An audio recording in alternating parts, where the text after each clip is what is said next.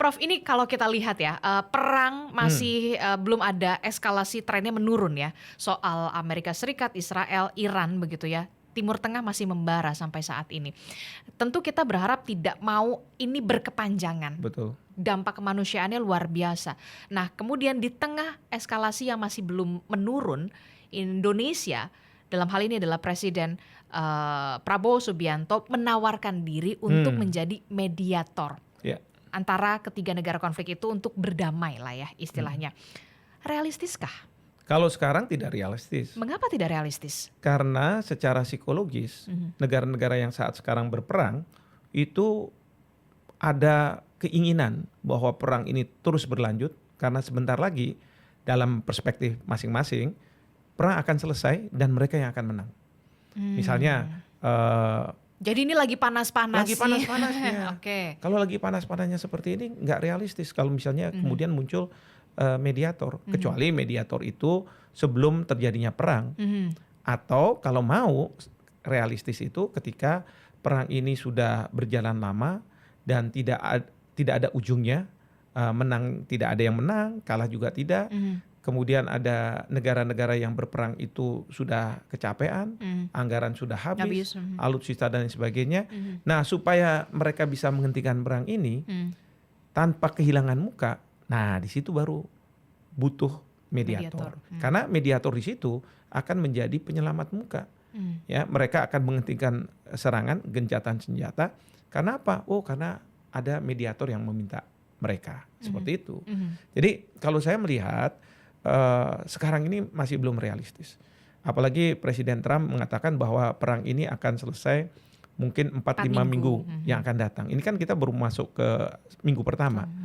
Belum lagi di Iran dengan terbunuhnya Ali Khamenei dari serangan Israel dan Amerika itu membuat sebagian besar rakyat Iran dan kemudian pemimpin-pemimpin Iran pada saat sekarang menganggap bahwa beliau adalah seorang martir, mati secara syahid, dan kemudian mereka akan meneruskan perlawanan yang lebih besar. Dan itu dijanjikan kan oleh pihak Iran bahwa kita akan melakukan serangan yang lebih besar.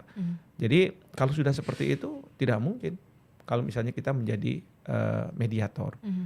Seperti itu. Oke, jadi kalau untuk sekarang saat ini apalagi di pekan pertama peperangan ini baru terjadi begitu, rasanya kurang realistis. Iya, sama sekali tidak realistis kalau menurut saya. Oke, nah apa yang bisa kemudian ditawarkan oleh Indonesia dalam kondisi saat ini begitu, posisi tawar apa yang kemudian bisa ditampilkan oleh Indonesia dalam hal ini adalah Presiden Prabowo Subianto? Oke, dalam posisi seperti sekarang ini tentu tidak banyak yang bisa dilakukan oleh Indonesia. Oke. Memang dalam rilis yang dikeluarkan oleh Kemlu, Indonesia minta agar negara-negara untuk menahan diri. Dan kita tahu bahwa perang ini ada kemungkinan melibatkan negara-negara lain. Misalnya Inggris dan Perancis sudah menyediakan pangkalan mereka untuk digunakan oleh Amerika Serikat. Walaupun mereka sudah mengatakan kita tidak akan kirim pasukan, kita tidak akan juga menyerang Iran. Gitu kan. Nah, kemudian ada negara mungkin seperti Rusia yang akan membantu Iran secara logistik, tetapi tidak akan perang langsung berhadapan-hadapan dengan Amerika Serikat.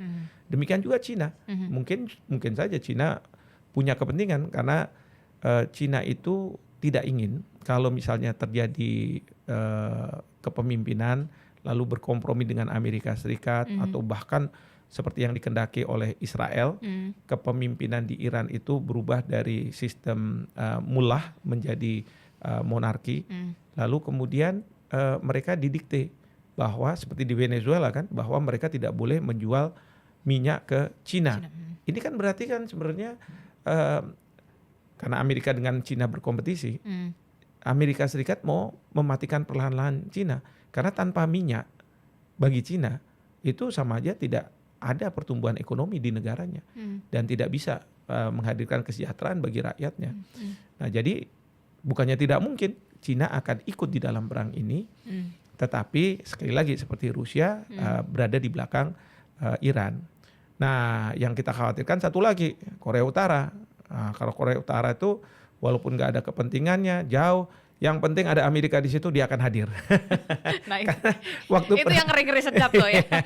Iya kan waktu perang Rusia lawan Ukraina ada 1.000 tentara Korea Utara yang ada di sana kan gitu ya, membantu. Nah jadi ini yang katakanlah kalau misalnya dalam situasi sekarang ini, maka himbauan itu jadi penting.